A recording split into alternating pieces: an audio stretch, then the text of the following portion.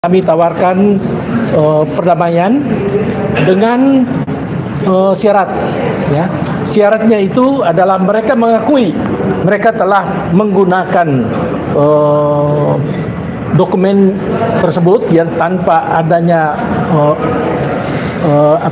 verifikasi tanggal, bulan dan tahun di dalam setiap fotokopi ijazah Pak Jokowi yang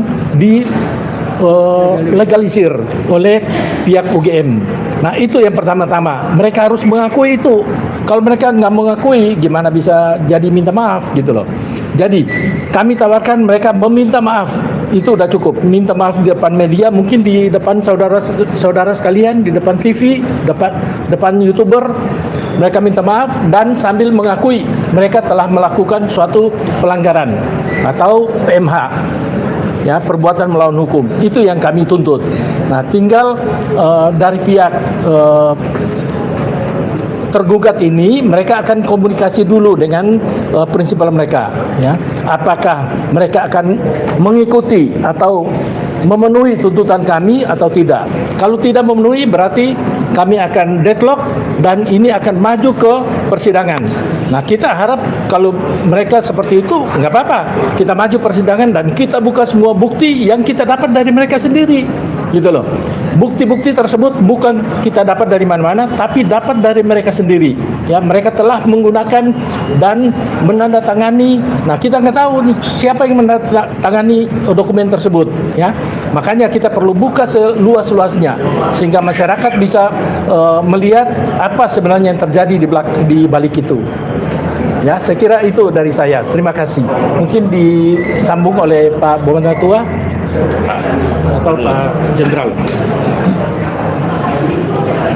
Terima kasih rekan-rekan media semuanya.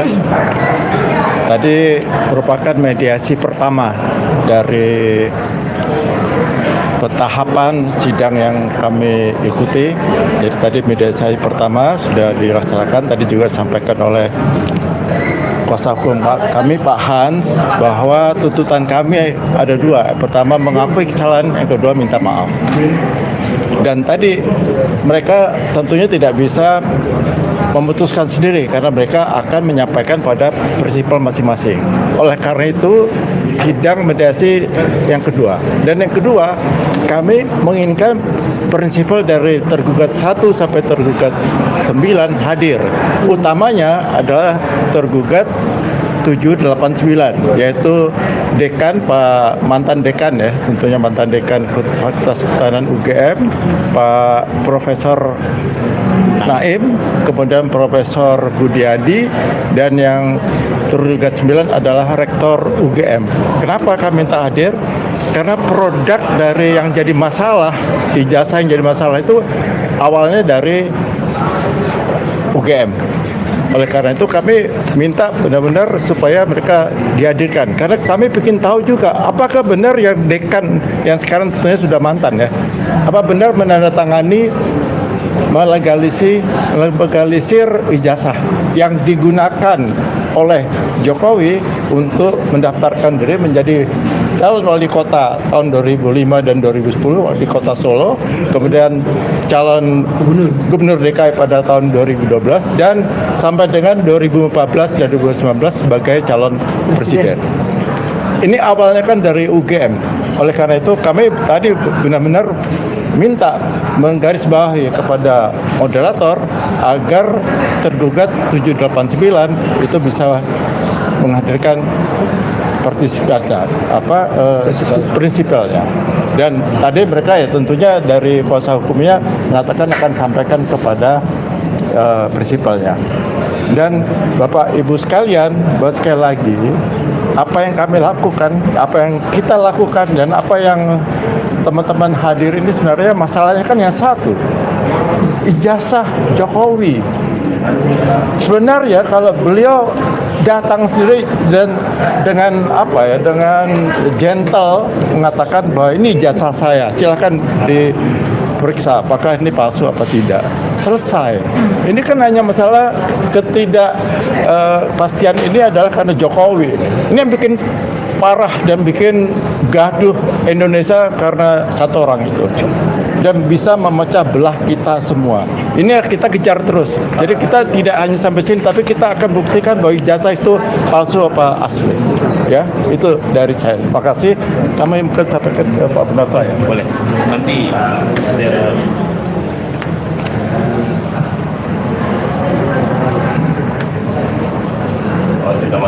mungkin bisa dijelaskan dulu tadi itu yang dibahas di dalam apa aja dan respon para pihak tergugat itu seperti apa? baik, terima kasih. Selamat siang ya. Jadi tadi kita memang membahas, sebenarnya kami selaku penggugat sudah punya konsep bahwa kita tidak akan mundur, ya. Jadi malah kita mendorong supaya cepat langsung ke pembuktian, karena kami merasa kami itu juga dituntut oleh publik. Ketika kami keluar dari ruangan, publik itu bertanya, jangan-jangan ada kolusi lah, ada mengalah lah mereka, sengaja menghindar pengadilan lah, menghindari pembuktian lah. Makanya tadi kami sudah bilang, ya kalau ternyata tadi prinsipalnya ada, ya kita cepat memutuskan. Tapi faktanya, saya justru berterima kasih kepada Ketua KPU DKI Pak Wahyu sama Komisioner Kota Solo, KPUD Kota Solo yang justru datang, dan mereka sangat artinya ini menjadi penyelenggaraan pemerintah, penyelenggaraan badan pengelolaan menjadi efektif dan efisien karena langsung mereka yang menjawab. Beda dengan yang lainnya, KPU RI ya dan KPU Bawaslu ya, Bawaslu Pusat dan UGM serta 2 dekan. Terpaksa kita menjadi mereka harus TikTok lagi. Nanya dulu ke sana, nanya kemari, kami koordinasi dulu. Padahal mereka kan yang digaji, mereka kan dibiayain oleh negara. Seharusnya mereka berpikir, ini yang menggugat ini warga negara, pembayar pajak. Apakah mereka merasa ini pengadilan ini tidak penting? Apakah mereka merasa mereka selalu benar? Apakah mereka merasa tidak boleh digugat? Ini kita menggugat. Makanya saya berharap ya kita kasih waktu itu nggak datang ya kita deadlock. Itu aja, karena bagaimanapun tanggung jawab kita ke publik, ya nanti ntar kita dituduh aneh-aneh kan gitu kan, seperti itu. Biar nanti sidang yang membuktikan terbuka, kita punya bukti sekitar 30-an ya, kita akan buka semua di sidang, publik yang menilai, biarlah nanti pengawasan publik yang menjadi barometer kita, seperti itu. Prinsipal yang adil tadi mau nggak memenuhi permintaan dari prinsipal yang hadir. Nah, ini memang jadi kendala birokrasi juga. KPU juga ternyata tidak boleh bertindak sendiri ya. Komisioner dia yang penting dia ada apresiatif. Dia bilang saya udah punya putusan, tapi saya harus berdiskusi dulu ke teman-teman yang 2 lagi seperti itu. Tadi yang hadir siapa aja? Mungkin bisa Pak Joni nanya. Ini lawyer kita juga. Ya, terima kasih teman-teman media. Pertama, saya sampaikan saya kuasa hukum dari Saudara Dr. Bonatua Silalahi. Dia peneliti. Yang kedua, dari Bapak Purnawirawan TNI Muryono Aladin. Beliau adalah mantan dari Purnawirawan TNI. Kami sebagai kuasa hukum ingin apresiasi proses ini. Proses bahwa mediasi dilaksanakan. Ini untuk menjustifikasi dan memperoleh pendalilan atau dalil bahwa ini adalah perkara gugatan perbuatan melawan hukum yang pihaknya adalah 1 sampai 6 itu adalah institusi publik dan 7, 8 itu adalah orang per orang dan 9 itu adalah rektor. Jadi ini adalah perbuatan melawan hukum yang kita masuk kepada mekanisme pengadilan negeri. Yang kedua, bahwa proses mediasi ini punya hukum acara, punya peraturan. Salah satunya adalah wajib dihadiri oleh prinsipal secara in person. Dan apabila tidak hadir harus menjelaskan apa alasannya. Saya menyampaikan untuk dan atas nama klien saya Bonatua dan Pak Muriono Aladin menghimbau bahwa wabil khusus untuk tergugat 7 dan 8 untuk hadir secara in person, bukan hanya ini karena merupakan kewajiban hukum acara, tetapi ini juga akan menentukan masa depan dari perkara ini. Apakah perkara ini akan ke timur, utara, barat, dan seterusnya, saya tidak tahu. Tapi tentu tergugat 7 dan 8 sebagai seorang insan akademik, profesor, doktor, tentu punya pertimbangan yang logis, rasional, dan profesional untuk meletakkan ini sebagai bagian daripada untuk mencari kebenaran material dan juga kebenaran hukum di sini. Dan yang ketiga yang juga tidak boleh kita lupakan wabil khusus kepada tergugat 7 dan 8 yang merupakan profesor, guru besar, dan karena itu punya kepentingan yang sama, punya alam pemikiran yang sama dengan Saudara Bonatua Silalahi sebagai peneliti. Karena peneliti di mana Pak Bonatua melakukan itu dengan pendekatan analisa peta kebijakan publik, tentu langkah ini sangat relevan dan punya korelasi dan satu jiwa keilmuan dengan para profesor tergugat 7 dan 8. Karena itu bukan untuk mengulangi atau menduplikasi apa yang ada di dalam persidangan mediasi, saya selaku kuasa menghimbau sebagai guru besar tentu punya kebijakan, punya wise, punya sense of knowledge untuk bisa mengkonfirmasi itu kebenaran-kebenaran yang tentu akan menjadi kebenaran hukum dan juga kebenaran yang sebenar-benarnya itu sendiri. Oleh karena itu, dengan alasan tadi, dengan tidak mengulangi apa yang ada di dalam persidangan, kami menghimbau dengan tulus, dengan sense of knowledge agar T7 dan T8 berkenan hadir secara in person agar bisa mengklarifikasi kebenaran fakta-fakta hukum, fakta-fakta akademik, dan fakta-fakta birokrasi yang telah dan akan dianalisis dan dicari kebenarannya oleh klien saya, Bonatua Silalahi, peneliti skala internasional untuk menegakkan kebenaran yang jalurnya hari ini melalui mekanisme gugatan perdata di Pengadilan Negeri secara hukum perdata, perbuatan melawan hukum. Saya kira itu aja poinnya, dan terakhir kita akan menunda sidang ini 1 minggu ke depan. Kita berharap T7 dan T8 terbuka hatinya untuk hadir dan bisa berbicara secara klaster terpisah dengan Pak Bonatua dan Pak Muriono Aladin agar membuat terang soal ini dengan pendekatan ilmu pengetahuan dan kebijaksanaan. Terima kasih. Mungkin ditambahin Pak Kimwi tentang mediasi tadi. Ya. Jadi di dalam proses peradilan perdata ini memang langkah awal adalah melakukan mediasi. Nah, mediasi ini adalah untuk mendapatkan suatu kesepakatan, ya, di mana kesepakatan ini nanti akan mengikat kepada para yang berperkara, jadi baik tergugat maupun penggugat.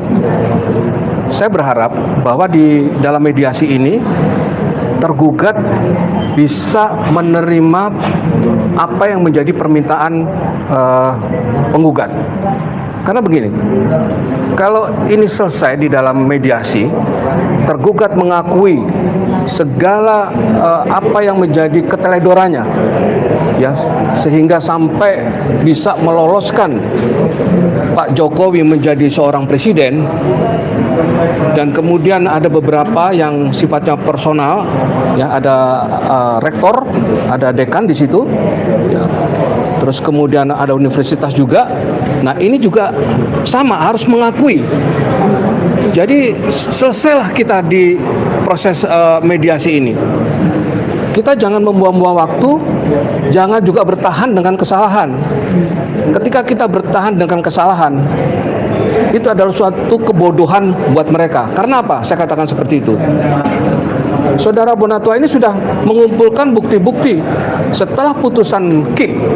Betul ya? Setelah putusan KIP, kemudian Saudara Bonatua ini mendapatkan bukti-bukti yang selama ini tidak didapatkan. Nah, inilah yang akan menjadi proses awal untuk memverifikasi kebenaran dari ijazah Jokowi yang dimasukkan menjadi satu persyaratan pada waktu pencalonan presiden. Nah, kalau ini tetap bertahan, tidak katakanlah mereka tetap bertahan dan tidak mengakui, ya, ini satu kebodohan, benar-benar suatu kebodohan. Jadi saya berharap untuk terdakwa terimalah, ya, sorry untuk, jadi kenapa jadi mikirnya pidana ya? untuk tergugat, ya, untuk tergugat supaya mengakui lah, ya, dengan keterlaluan selama ini yang mereka lakukan. Karena kita bukti sudah cukup kuat. Itu harapan kami, dan kalau nanti terpaksa harus melalui proses peradilan perdata, yang kita harap adalah hakim benar-benar mampu untuk menjalankan fungsinya, ya, tidak ada atau berani menolak dari siapapun intervensi itu. Terima kasih.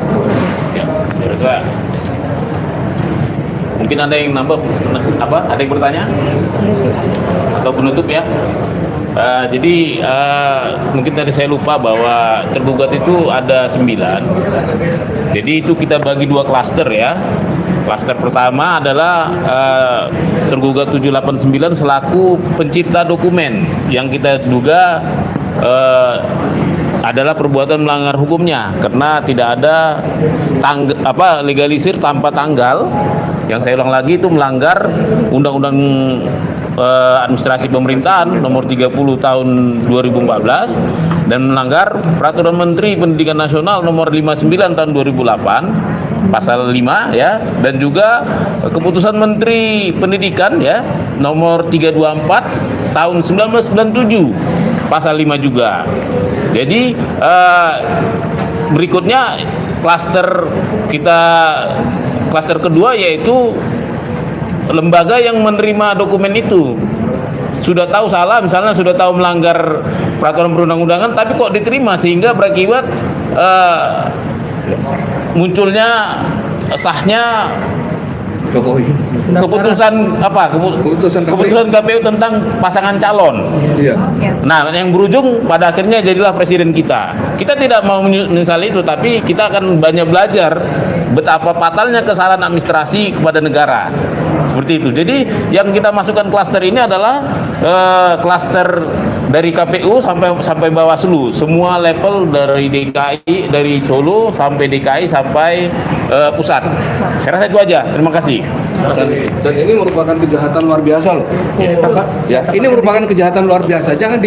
Kasus ini jangan dianggap remeh. Karena apa? Saya pernah berbicara di pertemuan, satu pertemuan. Nggak apa-apa nih saya ulang lagi ya.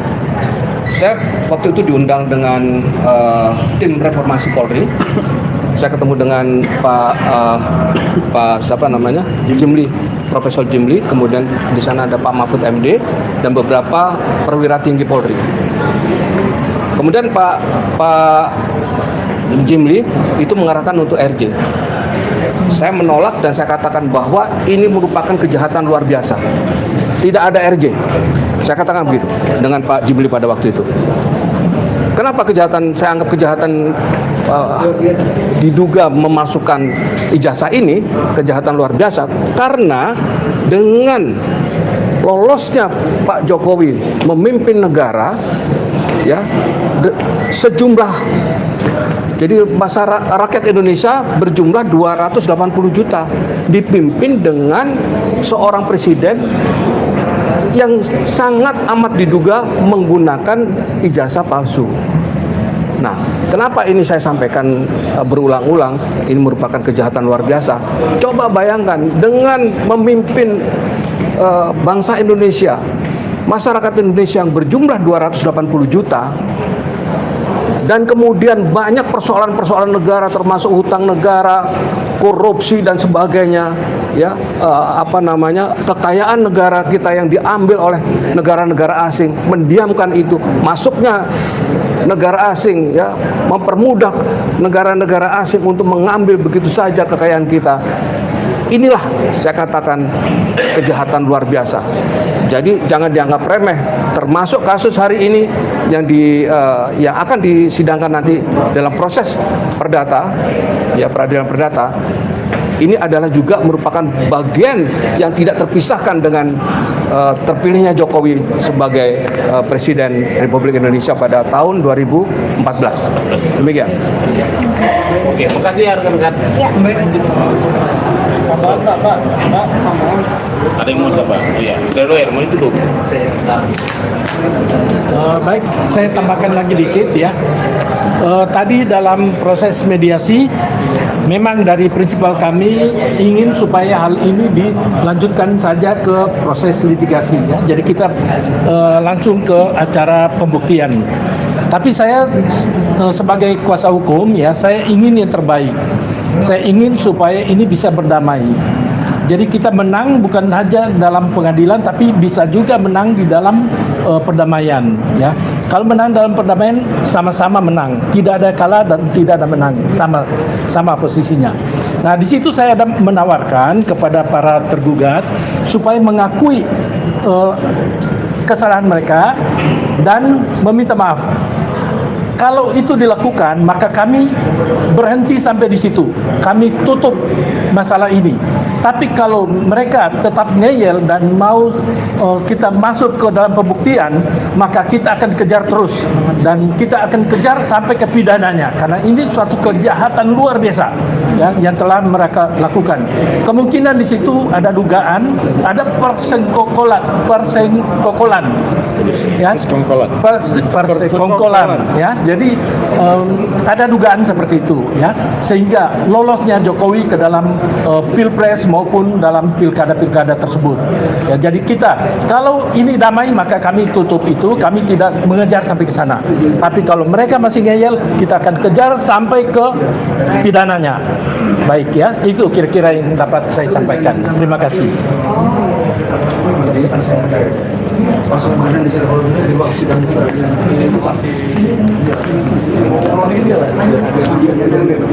Apa yang udah boleh?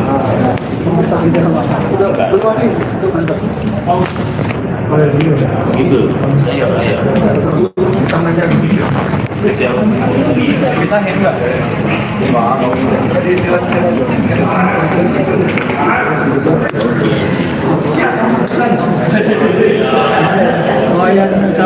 Oke. Ayo, kawal. Oke. Oke, siap.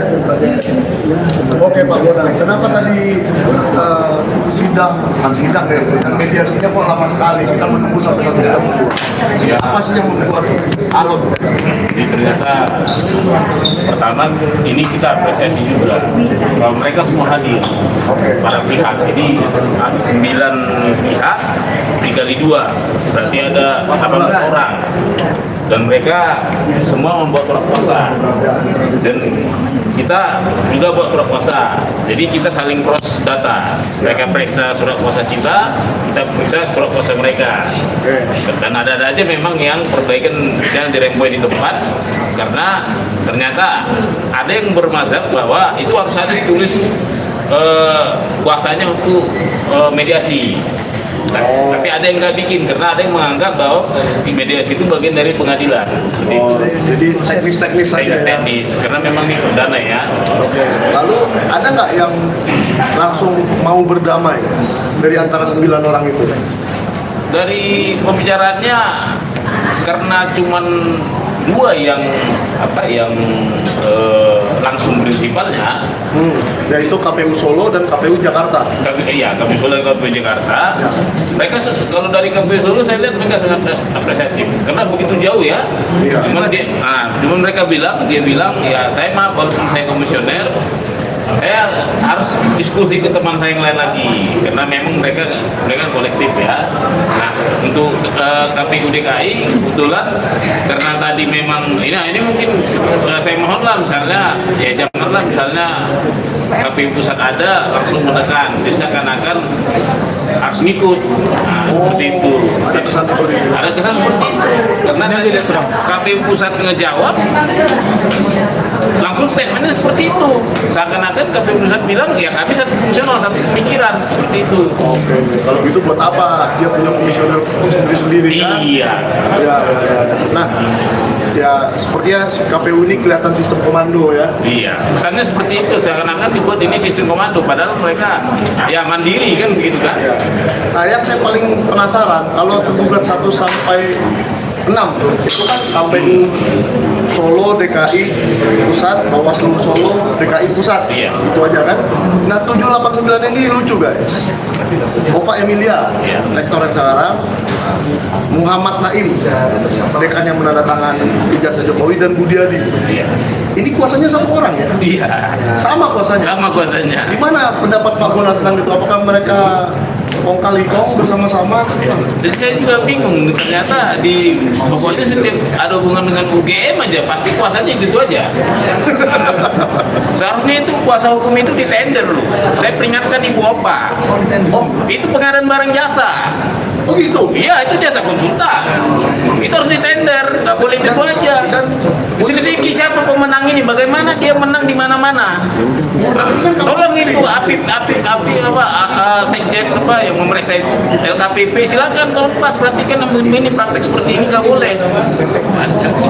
Ya, karena saya kan dokternya ahli pengadaan barang jasa. Berarti memang ini harus tender ya? Harus tender. Kalau penunjukan langsung ya, kalau mereka memang hebat bisa penunjukan langsung. Ternyata ya gitu aja dikirim juga anak muda kok, malah lebih. Yang saya juga boleh dibilang maaf ya, Ya. jam terbang mungkin secara jam terbang nggak mungkin ini ditunjuk langsung. Betul. Kan seperti itu. Dan menurut saya agak aneh sih, kok Ova Emilia dan Muhammad Naim dan Budiadi bisa sama kuasanya gitu. Kayaknya mereka sudah merencanakan sesuatu. Tapi Pak Bona merasa nggak bisa mengajak 3 orang ini yang kuasanya sama untuk berdamai. Saya rasa nanti yang paling menderita ini adalah Profesor Naim sama Profesor Budiadi, karena mereka bukan mereka sebagai individu pejabat dekan. Ya. Kalau rektor mah santai-santai saja. Dia itu ya kan dia kan nggak ikut tangani. Kan justru dia yang mengatakan ijazah Jokowi asli sudah diberikan. Itu konteks lain, konteks kita berbeda. Konteks ini soal tanggal kan? Iya. Dia kan harus tanggung jawab. Dia kan selaku atasannya Fakultas Kehutanan. Betul. Sementara yang di dokumen yang kita sebut PMH itu justru adalah nama Pak Profesor Naim sama Profesor Budiadi. Oke, jadi mereka yang sebenarnya Mereka benar-benar melakukan ya? Mereka lah yang paling dirugikan kalau tidak minta maaf. Oke, jadi menurut Pak Bona mungkin yang 2 itu mau minta maaf, tapi Ova Emilia mungkin nggak mau. Ini yang saya bilang tadi, mungkin ketakutan saya. Kenapa sih UGM di mana-mana itu aja lawyernya? Seakan-akan ini ada yang mengorkestra ya? Iya, mengorkestrasi. Nah ini yang mengorkestrasi ini nih orang ini.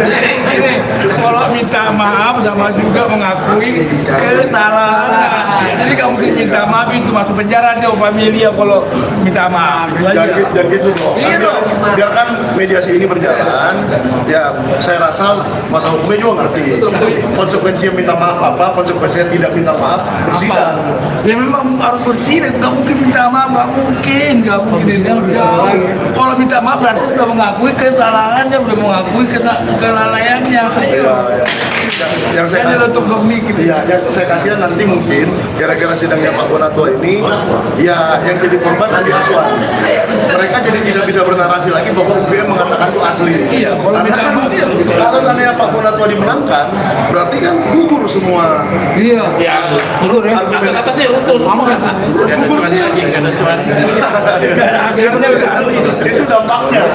Makanya nggak mungkin minta maaf. Gugurlah semua argumen bahwa UGM menyatakan ijazah Jokowi asli. Sebenarnya itu yang mau kita kejar juga. Saya sekarang berpikir ya, bagaimana seorang Profesor Naim dan Profesor Budi, kita tuh untuk permintaan mengaku bersalah. Kalau dia tidak menandatangani itu, jangan-jangan dia tidak menandatangani itu, kita mau tunggu.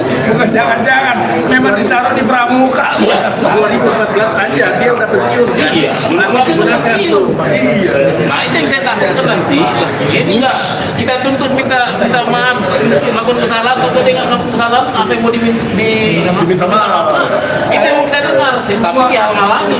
Tadi semua Berarti Pak Bona dan kuasa hukumnya sedikit berbeda pendapat ya. Mungkin kalau begitu kan harus ke sidang.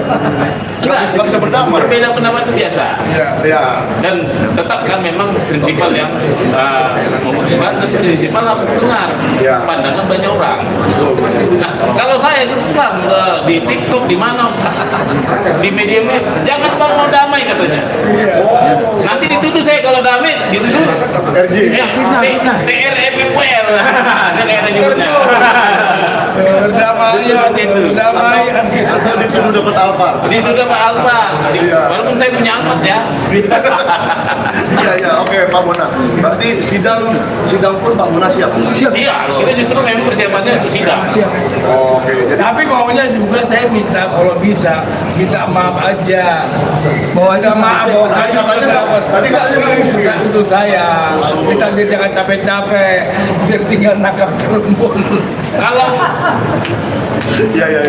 Kalau klaster satu yang kita sebut sebagai pencipta dokumen minta maaf, yaitu Ova, Naim dan Budiati. iya, maka yang lain nggak perlu minta maaf. Mereka korban dong. Oh iya juga ya. Korban mereka. Kalau ternyata yang tanda tangan bukan mereka, tapi dokumen ini dikasih ke KPU dengan tanda tangan mereka, ya berarti KPU dibohongin, kena tipu. Korban. Yang nipu Jokowi, orang dibuat di pramuka, UGM apa enggak ada gitu. Saya saksinya kan di pramuka. Kalau Pak Janes ini sering jalan-jalan ke Pramuka, jadi tahu banget. Tahu. Apalagi yang pakar pengadaan barang dan jasa, tahu banget soal Pramuka sebenarnya. Oke, makasih Pak Bona. Semoga sidangnya lancar. Di mediasi minggu depan kita lihat apa reaksi dari Ova Emilia, Budiadi dan Muhammad Naim yang hari ini belum jelas ya. Masih akan dikonsultasikan lagi. Tapi KPU-nya sepertinya di Solo dan di Jakarta sudah mengarah ke mau mediasi. Oke, thank you. Sampai jumpa di sidang minggu depan. Publik awasi terus. Ya, publik awasi Maksud terus. saya. Karena media ini pilar keempat. Iya. Iya, pilar keempat demokrasi.